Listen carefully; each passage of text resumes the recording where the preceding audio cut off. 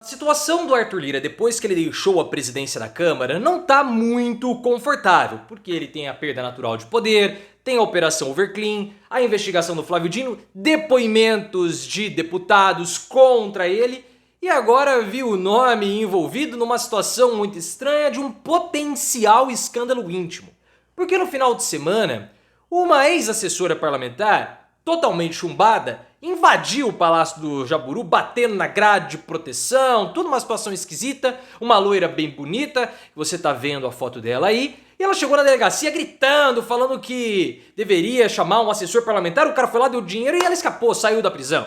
E ela foi assessora do Arthur Lira. E o Lira agora vê o nome dele envolvido aí com pessoas esquisitas, né, que não têm uma profissão definida, que possivelmente fazem ali alguns favores íntimos. Vou falar mais daqui a pouco. E agora, o nome do Arthur Lira, ele está sendo especulado para ser ministro, mas algumas outras informações falam que ele não quer ser, e tudo isso é relevante, porque o Lira, se ele não for para o governo Lula, ele pode ficar perambulando ali pela oposição, mas ele corre o risco de ser preso. Coloque a primeira coisa nos comentários. Quem foi o parlamentar que destinou o recurso para que a modelo influenciadora digital, talvez até mesmo favores íntimos, tenha pago a fiança? Quem patrocinou essa fiança? O Lira, na sua opinião, ele quer ou não quer ser ministro do governo Lula?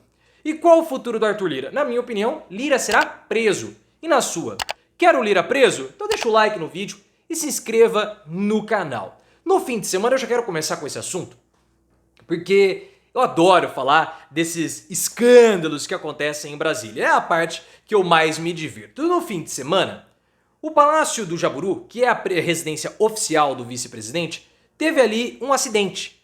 Uma jovem influenciadora digital acabou acertando a grade de proteção do Jaburu, ela que não tem carteira de habilitação e estava completamente chumbada. O nome dela é Sara Fornalevic, algo assim.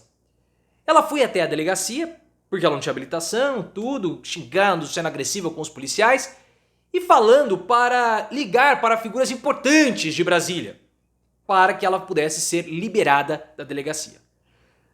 Vendo o perfil da moça, começou a especulação que ela pudesse ser acompanhante.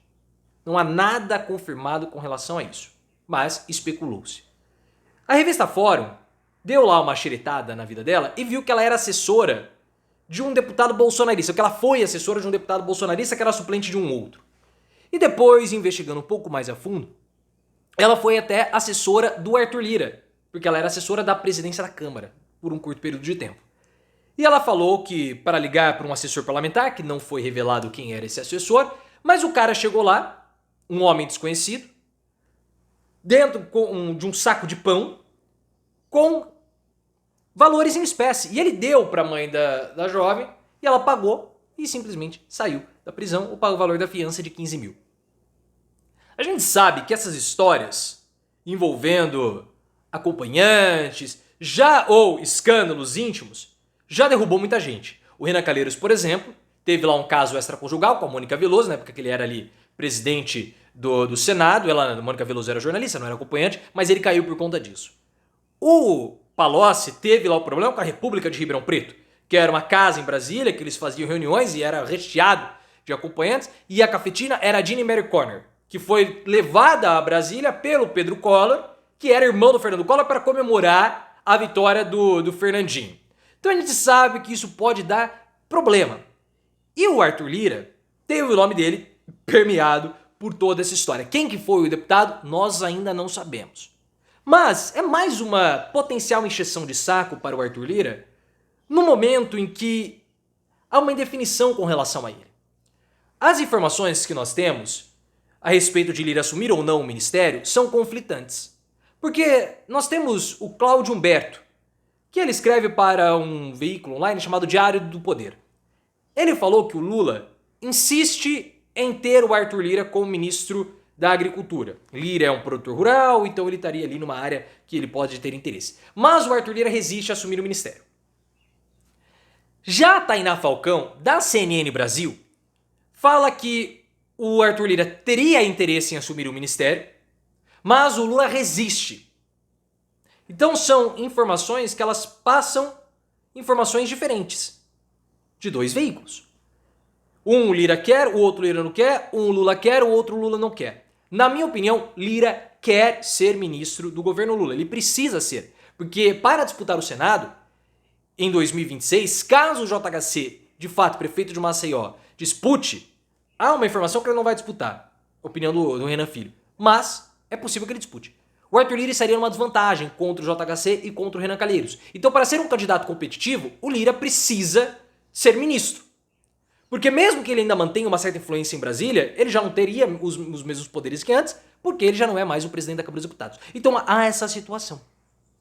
O Lula pode estar esperando o Arthur Lira por conta de problemas de corrupção do Lira. O Flávio Dino colocou para investigar a Polícia Federal, por conta da distribuição das emendas, a falta de transparência, toda essa história que a gente acompanhou, e as decisões do Flávio Dino foram decisões corretas. A Polícia Federal solicitou o depoimento de alguns parlamentares. Um deles foi José Rocha, um deputado do União Brasil da Bahia. O José Rocha dedou o Arthur Lira no depoimento, falou que havia uma pressão ali para repasses, uma pressão para manter a transparência, para que não fosse divulgado absolutamente nada. E havia uma pressão para repasse para Alagoas. O depoimento está em sigilo ainda. Vão prestar depoimento, se já não prestaram, o senador Cleitinho, que é bolsonarista, e o Glauber Braga, deputado do PSOL, contra o Arthur Lira a respeito dos repasses das emendas. Então o Arthur Lira pode ser acossado e apupado diante dessa investigação. Porque o orçamento secreto favorecia ou favorece uma comercialização das emendas. O que seriam essas comercializações das emendas? Os deputados chegavam para prefeitos e falavam o seguinte: você quer emendas para sua prefeitura? Quero, então você tem que me pagar. Você tem que comprar essas emendas de mim. E nós tivemos o caso de 3 deputados bolsonaristas, o Josimar Maranhãozinho, o Pastor Gil e o Bosco Costa, que foram pegos comercializando emendas com a Prefeitura do Maranhão.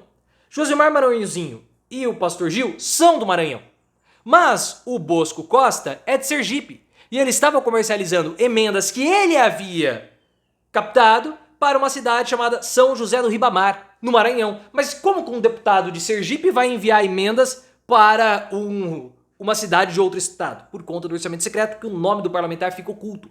E muitas emendas foram enviadas para Alagoas, mesmo que o deputado não fosse de Alagoas. Esse é o problema. E aí que entra a Operação Overclean também, porque a Operação Overclean avalia o repasse de emendas para a Bahia e para outros estados do Nordeste. Não há citação para Alagoas, mas o pivô da Operação Overclean, o Rei do Lixo, que é uma figura política importante do União Brasil, porque ele faz parte do Diretório Nacional do União Brasil, ele tem envolvimento com o Elmar Nascimento. O irmão do Elmar Nascimento, o Francisquinho Nascimento, foi preso, ele é prefeito de uma cidade da Bahia, e ele foi preso da Operação Overclean. O Elmar Nascimento era braço direito do Arthur Lira. Então, se você pega o Elmar Nascimento, o envolvimento do Arthur Lira é praticamente certo. Segundo a Malu Gaspar do Globo, a Polícia Federal tem 144 dispositivos eletrônicos, notebooks, pendrives, celulares, HDs, que foram apreendidos com o Rei do Lixo. Esses dispositivos não podem ainda ser periciados. Por quê? Porque houve o encontro de uma prova que ligava a Operação Overclean com o Elmar Nascimento. Então, toda essa operação foi remetida ao STF e está nas mãos do Cássio Nunes. A Polícia Federal tentou tirar do Cássio Nunes, colocar no Flávio Dino, mas não deu certo. Agora, o Cássio Nunes precisa autorizar a perícia e avaliação desses documentos.